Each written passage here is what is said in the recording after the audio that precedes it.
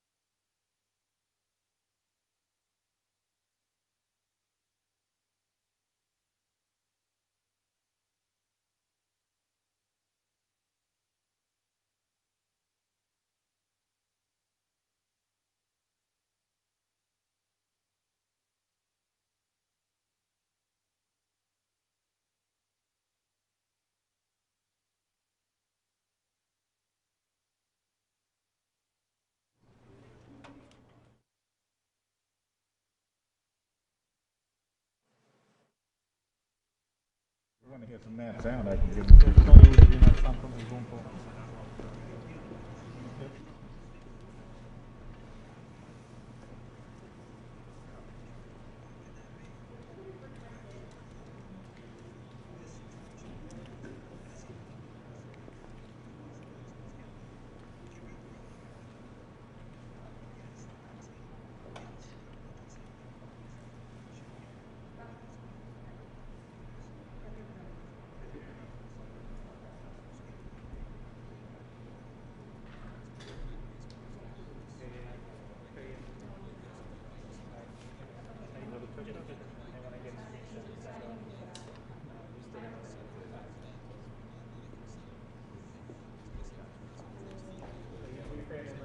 Probably gonna do a mic check. Yeah. I think they're asking for it.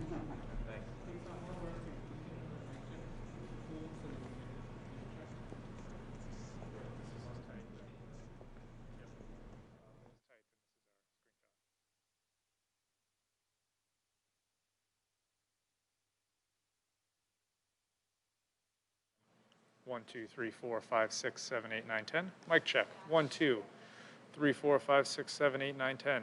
10, 9, 8, 7, 6, 5, 4, 3, 2, 1. Mic check. 1, 2, 3, 4, 5, 6, 7, 8, 9, 10. 10, 9, 8, 7, 6, 5, 4, 3, 2, 1. Happy New Year's. 2, 3, 4, 5, 6, 7, 8, 9, 10. 10, 9, 8, 7, 6, 5, 4, 3, 2, 1. Copy that.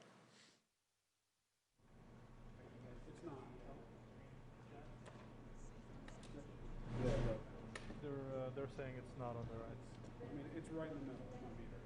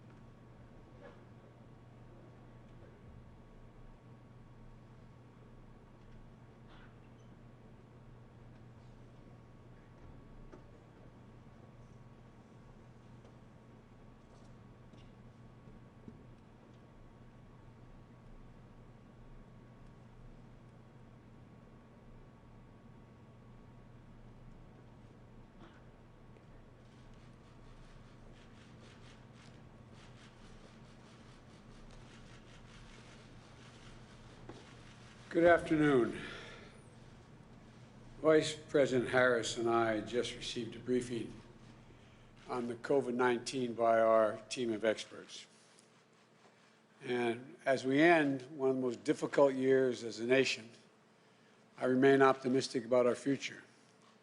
The vaccines have been discovered and developed, and there's more to come, we believe, give us enormous hope. Our economy is poised to come back and come alive. And I can see a return to normalcy in the next year. I also see incredible opportunities for our nation in the years ahead, in job creation, clean energy, racial equality, and much more. But we need to be honest. The next few weeks and months are going to be very tough, a very tough period for our nation, maybe the toughest during this entire pandemic. I know it's hard to hear, but it's the truth. As Roosevelt said, I think the American people can take whatever we tell them if we tell them straight from the shoulder. We need to steel our spines for what's ahead. We need to follow even more closely the recommendations to slow the spread of the virus. And each of us needs to do what we can to protect ourselves, our families, and our fellow Americans. We're going to get through this. Brighter days are coming, but it's going to take all the grit and determination we have as Americans to get it done. So today, I want to be clear about 5 things every American should know about our efforts to contain COVID-19 and where the vaccine stands today. First, things are going to get worse before they get better. In September, we passed a grim milestone, 200,000 deaths. At that time, in this very room, many of you remember, I warned that we'd hit 400,000 deaths before the end of the Trump administration in January. Critics said I was being too alarmist and negative. But as I've said all along, I will tell you like it is when it comes to COVID. And the reality is, it looks like that we're going to hit that grim milestone. We've just crossed 330,000 deaths in America. We're averaging daily death rates of nearly 2,200 people, which means we'll lose tens of thousands of more lives in the months to come. Hospitals are being stretched beyond capacity, and that's data before we see the impact of the cases coming from the recent holidays and this upcoming holiday of New Year's Eve. People getting infected today don't show up in cases for weeks. And those who those who perish from the disease die weeks after initial exposure. So we have to anticipate that the infections over the holidays will produce soaring cases counts in January and soaring death tolls into February. You know, turning this around is going to take time. We might not see improvement until we're well into March, as it will take time for our COVID response plan to begin to produce visible progress. The second thing to know is the Trump administration's plan to distribute vaccines is falling behind, far behind. We're grateful to the companies, the doctors, the scientists, the researchers, the clinical trial participants, and Operation Warp Speed for developing the vaccines quickly. But as I long feared and warned, the effort to distribute and administer the vaccine is not progressing as it should. A few weeks ago, the Trump administration suggested that 20 million Americans could be vaccinated by the end of December. With only a few days left in December, we've only vaccinated a few million so far. And the pace of the vaccination program is moving now, if it continues to move as it is now. It's going to take years, not months, to vaccinate the American people. Which brings me to the third thing every American should know. The Biden-Harris administration will spare no effort to make sure people get vaccinated. I've laid out 3 challenges in our first 100 days. One of them is ensuring that 100 million shots have been administered by the end of the first 100 days. If Congress provides the funding, we'd be able to meet this incredible goal. It would take ramping up 5 to 6 times the current pace to 1 million shots a day. But even with that improvement, even if we boost the speed of vaccinations to 1 million shots a day, it will still take months to have the majority of the United States population vaccinated. I've directed my team to prepare a much more aggressive effort with more federal involvement and leadership to get things back on track. We will find ways to boost the pace of vaccinations. But as Dr. Fauci and others have stated these past few days, this will take more time than anyone would like and more time than the promises from the Trump administration have suggested. This is going to be the greatest operational challenge we've ever faced as a nation. But we're going to get it done. But it's going to take a vast new effort that's not yet underway. And to get things, and that gets me to the fourth thing that we should know. I'm going to move heaven and earth to get us going in the right direction.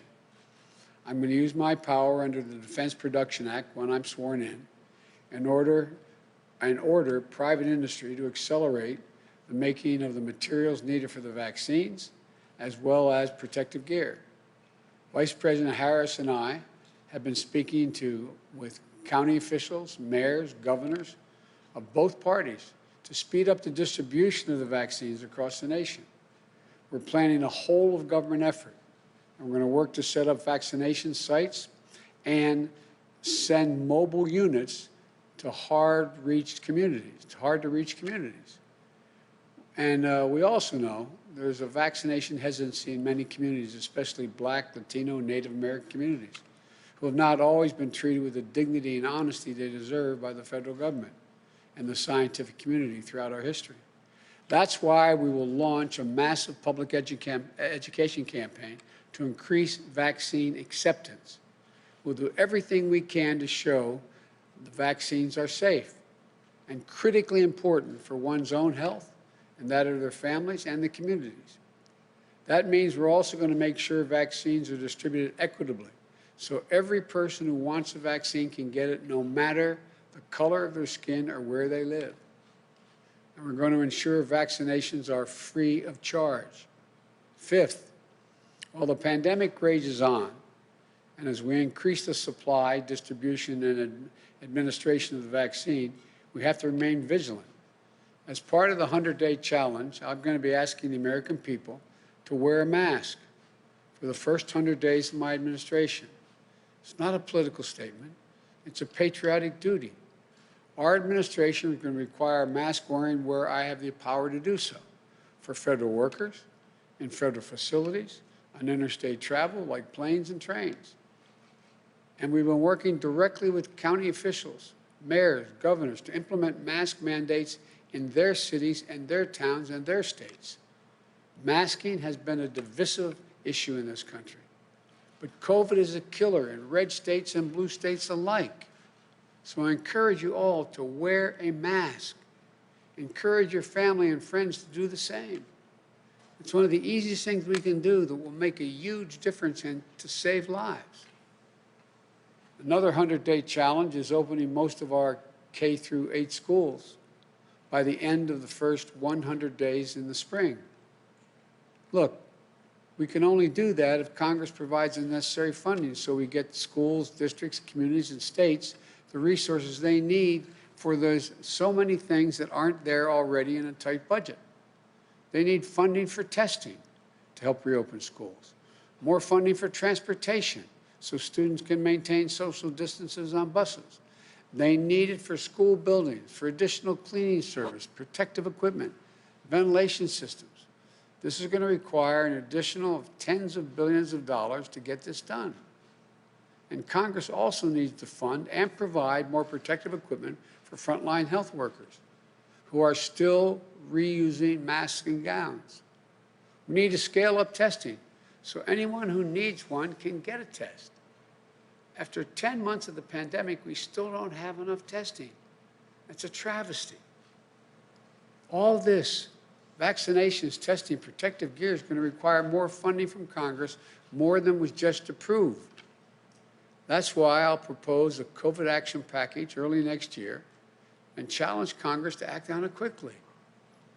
Look, my ability to change the direction of this pandemic starts in 3 weeks.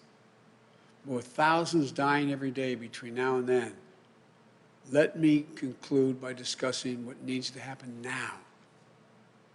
I congratulate the bipartisan majority on passing the president's and then the president on signing the COVID relief bill. It's still, it's a step, an important step, still moves in the right direction. And it will help people in need. And it'll pay for some, but not all of what we need to fix the COVID response. It's a down payment. But now, with that done, I hope the president will also clearly and unambiguously promote mask wearing. I give former Governor Chris Christie credit. He and I have disagreed on a number of things.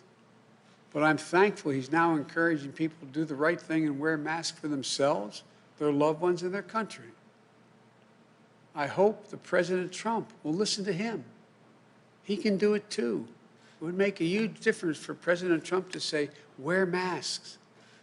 I hope the president will clearly and unambiguously urge all Americans to take the vaccine once it's available. I took it to instill public confidence in the vaccine. President-elect Harris took hers today for the same reason. And when the president's doctors recommended, President Trump should take it and instill the same degree of confidence. Let me also say this to the American people. We can save, all the experts tell us, between 60 and 100,000 lives in the weeks and months ahead if we just step up together, wear a mask, socially distance, wash our hands, avoid large indoor gatherings. I know all these are not easy to ask, but I'm asking you to make a sacrifice. You're already making tremendous sacrifices every single day. It's hard on your lives, on your livelihoods, on your kids, on your families. It's not small what we're asking of you, but we're in this together. And the actions we take now are going to help us contain the pandemic and get us back to our lives and to our loved ones. So the American people, to all of you, I know there's a lot that we have to do, but I want you to know there's also much we can do. We're the United States of America. We've been through hard times before as a nation, and we'll come through this as well. I promise you we will. So please, I wish you a Happy New Year. May God bless you and may God protect our troops. Wear a mask.